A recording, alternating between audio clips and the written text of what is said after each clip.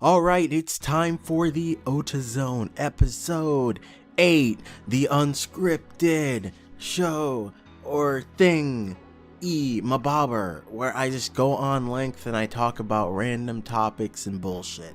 That's what we do here. And expect a lot of noise interference, a lot of, and a lot of whatever the fuck, just because I'm not gonna be fucking with the audio a lot. So expect that shit for those of you who aren't, regular listeners or whatever the fuck. As regular as listeners I can have, given how not often I upload to begin with. Anyway, with that intro established, let's get on to what I've been watching recently. So I've been watching So I'm a Spider, So What? Lots of so's, huh? It's a spider-sekai, if you will. An isekai, where the main heroine gets turned into a spider. Now, you know how I like my isekais is, Isekai Defense Force Commander and whatever. And this one is an interesting thing, I guess. It reminds me a little bit of that time I got reincarnated as a slime, but it really hammers more into the growth aspect of that side of, you could say, isekai fiction. Like the idea of growing stronger and more powerful and stuff and gaining new skills. That's like a big part of this series so far. We've got the classic isekai setup. We've got this human from Earth who has a kind of a shitty life or whatever, or an uninteresting life or something, and something happens and they get reincarnated in another world. But this time in this story, our main heroine, she gets reincarnated as a spider, which is probably one of the shittiest things you could possibly be reincarnated as, and that's part of, I guess, the humor of it. Isekai has gone to this weird level of thing where we've got irony on top of irony and self-awareness, where because isekai is just so prevalent in and of itself in its own space, it's basically its own subgenre now. A lot of typical genre tropes are played around within the genre, and in this case you have little stuff like her using appraisal, a skill that lets you see, okay, what is this thing, what does it do, what does it mean, or whatever, stuff like that, only to find out that it's garbage and stuff. That plays around with that idea. In Slime Sekai, you have something like the Great Sage, which is basically just an appraisal skill, but it's just godlike, right? It can do a fuck ton of things.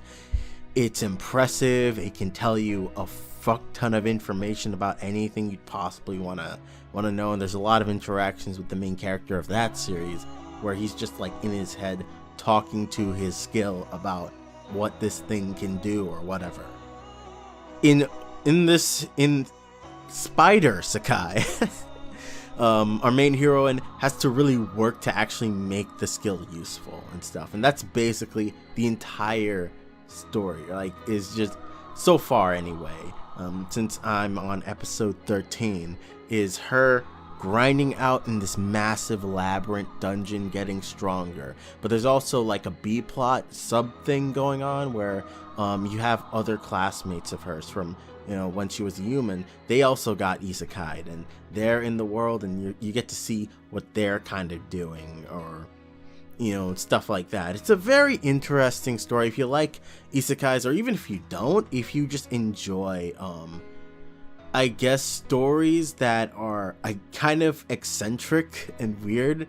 I think this one might be up your alley.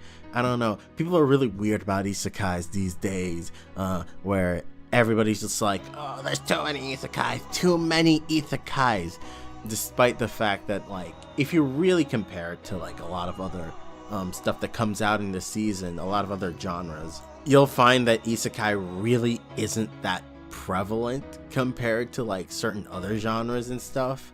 I guess you could say it's just the nature of certain high-profile isekais might lead you to believe that it's just fucking everywhere. Because in a lot of seasons, there's always at least one show that's like, oh, it's that isekai of the season. It's a seasonal isekai, so to speak.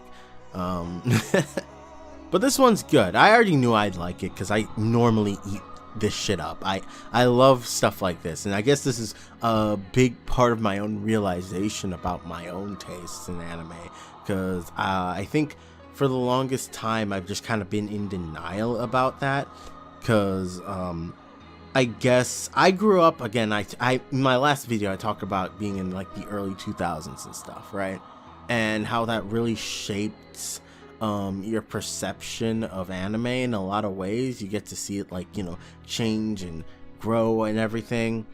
Well, in this case, I feel like this is a negative aspect of being from that era, is that you have this perception of like what's supposed to be considered good, or what is supposed to be considered this is like, oh, this is good masterclass anime shit. And you know, there's this idea of you're supposed to only like certain types of things, and I kind of really went hard into that when I was like, you know, when I was just a fledgling weeb man, you know, weeb man child growing up.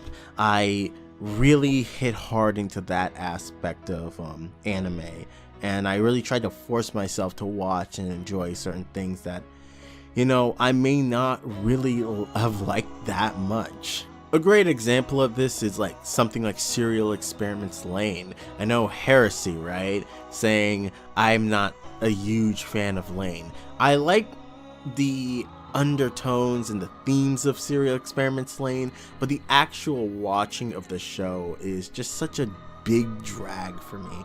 I don't find it to be that entertaining of a watch, but it has some interesting themes and ideas, and if that's what you're into for a show, then you'll fucking love it. But for me, it really wasn't, you know, didn't hit that hard for me, right?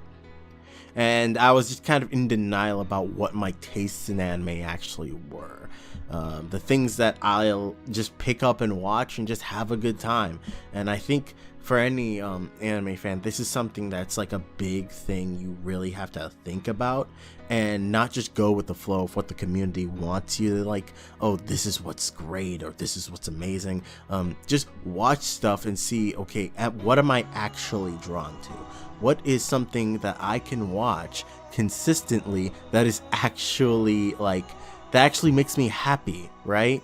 We don't really talk about it as much in the anime community these days, and I think this is also one of the reasons why I stopped really giving a shit about what, you know, pundits and anime YouTubers, and I know it's just funny because I'm also an anime YouTuber, but I really just stopped caring, because, you know, you can't put too much stock into what another person says about, you know, anime or medium or whatever the fuck you like enjoying or whatever, because their tastes and their perception of things is just going to be radically different from yours, right? And it's such a vast medium of entertainment that inevitably you're not gonna agree on everything. So it's just far better and just far healthier for you as a person to just not give a shit, you know, and to just find the things that make you happy and the things that you actually enjoy, and just stick to that and have fun.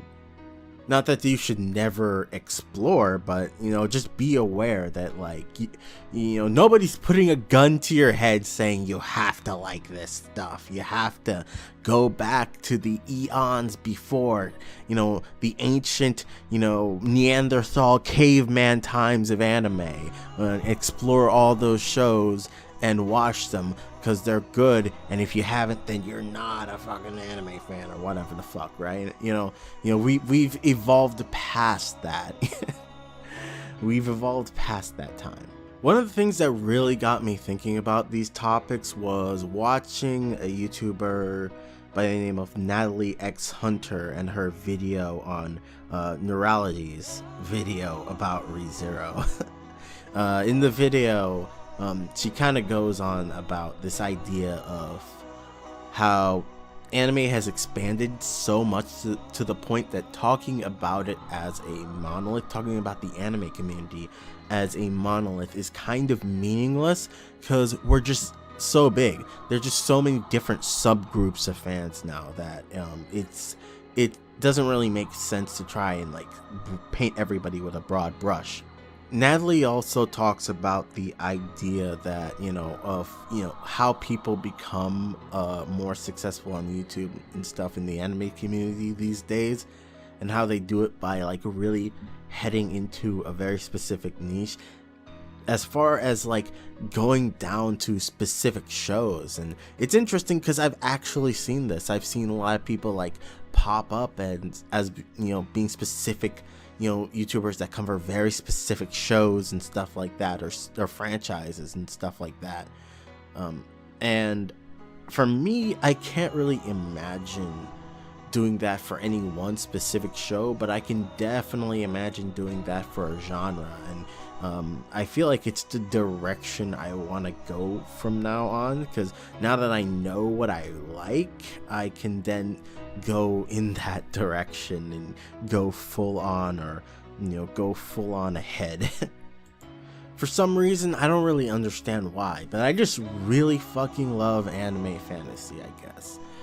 One of the first videos, if not the very first video on my channel, being what is fantasy, blah blah blah, and the video after that is about Danmachi and stuff like that.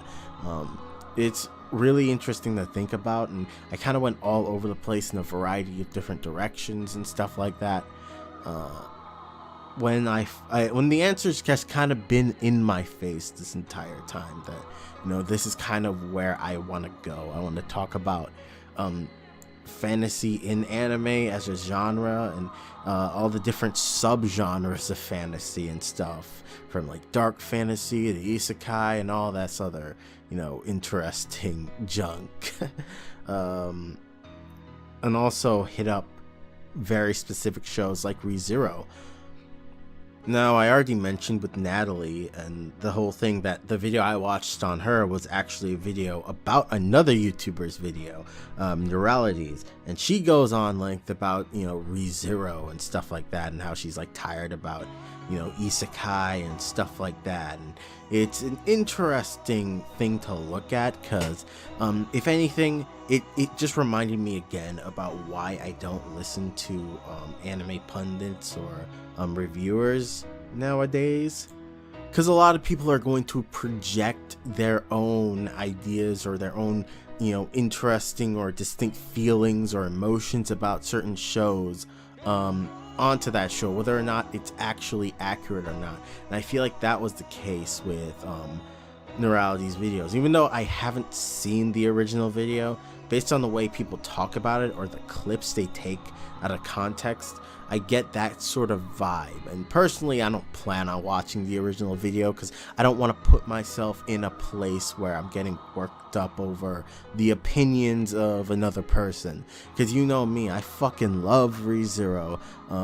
It's in my channel banner. It's I have Betty as my icon on Twitter. Follow me on Twitter. I just fucking love that series to death. So I especially remember back in the day when it was just like one season was out and people were talking shit about it here and there. It really fucking annoyed the crap out of me, and like got me heated and shit.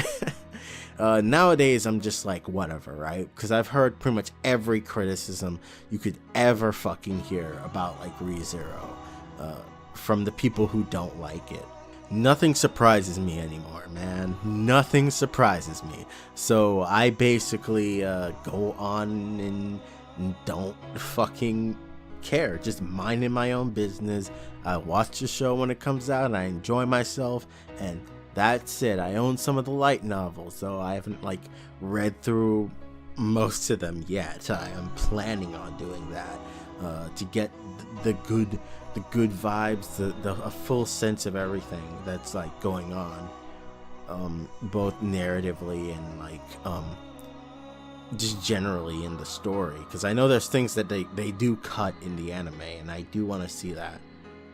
Now I know this is probably just gonna be a really fucking short Oda Zone, and it definitely will be probably one of the shortest Oda Zones out there, because I don't want to go on for too long. I got other things I've got planned, and I really want to like up my content production in general. I don't plan on keeping a set schedule for when I upload videos.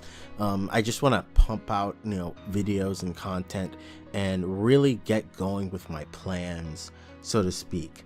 And I guess the last thing I want to do, talk about on life with Oda Zone tradition, maybe, probably, because I've done this in other stuff, is just talk generally about like life and moral stuff, I guess, and and just ideas I have in my head. And it has to do with the idea of just not trying. Now, one of my favorite books that I've been like listening to are audiobooks. The audiobook version of this that I've been listening to for a while now. I listened to it twice, and I've listened to bits and pieces here and there when I'm about. And it's called The Subtle Art of Not Giving a Fuck. It's a great fucking book. I recommend that you listen to it or read it or whatever. It's just great. It encapsulates an idea that is just so necessary for mentally surviving in the modern day world, which is, appropriately placing your fucks in the right box, appropriately deciding what does matter and what doesn't matter in everyday life. And it's not easy, trust me, but it's definitely something that I feel like we could all learn from, especially if you ever plan on hopping on the Hellspawn website that is Twitter. You definitely need to like get your fucks in order, Now, one of the first things in that book is the idea of not trying.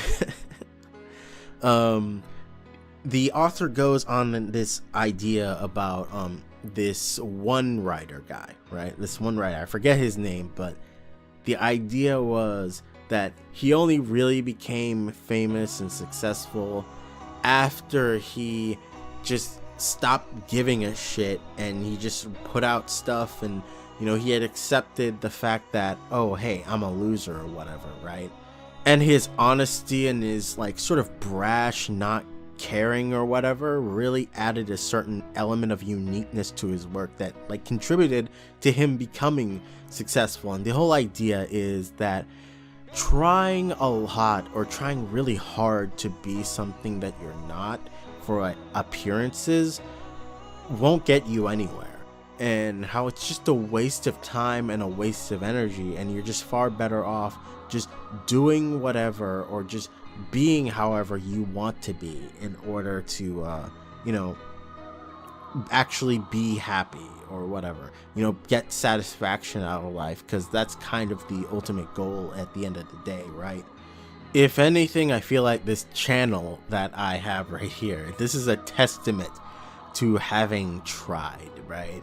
There's a lot of stuff in here, a lot of failed attempts at just trying to present myself in a certain way or trying to present my videos in a certain way, and ultimately I feel like I've made the process of creation far more painful for myself than it really should be, and I definitely want to get away from that. I want to make more videos, and I want to change the way I make them to a way that is actually more palatable for myself, something that I can do on my own, that is fun, that is enjoyable, makes it so I can create a lot. Now, I don't think I've mentioned this a lot on here because I don't really talk too much about like creative process, I guess, but I personally don't really like editing a certain way, right? That is editing with a lot of like images and video and everything like that, because it's very time consuming and it's requires a lot of like focus to get right. And Sometimes doing it like that just drives me up the fucking wall, I swear to God. And I keep doing it because I want to present this idea of, hey, look, this is Mr. Jade over here. He knows what he's doing. He's got his stuff together over here, and he's making videos that are good, quote unquote, right? You know, the perceived idea of what is good based on what other people's standards are and stuff. And I've been chasing after that standard for quite a while now, and it's actually made the creation process much more difficult than it really should be. So right here, right now, I've decided not to try. I'm gonna make the videos however the fuck I want to make them. I'm at the most, I might look more into like actually how to get my videos out there, but generally speaking, I'm just gonna make them how I make them. You know, take it or leave it, that kind of thing. I'm gonna make it for myself, first and foremost, so I can actually enjoy the process of creating more. Which means not doing a lot of heavy lifting, because that kind of shit is just brutal on your own. And I think I've mentioned this in other videos, but I got a job that is very time consuming, let's say, and I don't exactly have all the time in the world to like work on videos and do stuff. So it's like, you know, you've got, you know, waking up, going to work, a huge chunk of my day is gone, and then it's like I have the option to either rest my body and my brain after like almost 9 hours straight of working, or I could do some more editing or whatever and that kind of thing. And I feel like the act of editing would just be way more palatable to me if I actually did it the way I wanted to do it instead of the way I felt like I needed to do it, if that makes sense. Super rambly, but that's what the fucking AutoZone is for. It's just to get it all out, get out all the weird thoughts and ideas or whatever the fuck I've been thinking about, you know, vomit it up and throw it online. And some people really fucking like that. Not sure why. If you really like the AutoZone, go ahead and like tell me in the comments like why you like it, because I'm actually genuinely curious. I know why I like it. Obviously, getting to express these unscripted thoughts and not doing a bunch of like editing or whatever, getting to talk on length about a lot of stuff. I'm not a super talkative guy in real life, but when it comes to talking about bullshit nerd stuff, I can go on and on and on and on and on. That's just how I am. But yeah, this was a bit shorter of an AutoZone than usual, but I just wanted to get back into the swing of it, making more AutoZones, because people seem to like it. It's one of the fewer videos that I get comments on every now and again, right? So yeah. If you like this video, thanks for listening, right? It's more podcasty type thing. Thanks for listening. I really appreciate you. Never forget that. I appreciate you taking time out of your day to listen to me talk. And I'll see you around. See you next time.